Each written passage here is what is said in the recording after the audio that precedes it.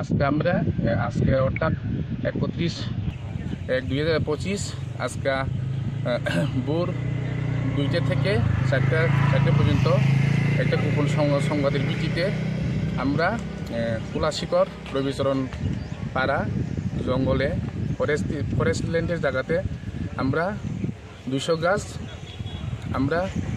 গাঁজা গাছ ধ্বংস করেছি। এরপরে ধ্বংস করার এটা অনুমান মূল্য হচ্ছে 2 লক্ষ টাকা।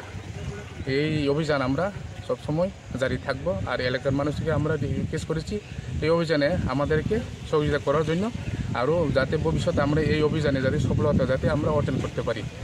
স্যার কাউকে অ্যারেস্ট করতে পারে? না, এটা হচ্ছে আমাদের এখানে ফরেস্ট ল্যান্ডের যেহেতু জায়গা ফরেস্ট ইয়াতে কারণে এখন পর্যন্ত আমরা এই ব্যাপারে এখন তদন্ত ইনভেস্টিগেশন চলছে। এখন আন্ডার ইনভেস্টিগেশন। কে ছিলেন আজকে অভিযানে?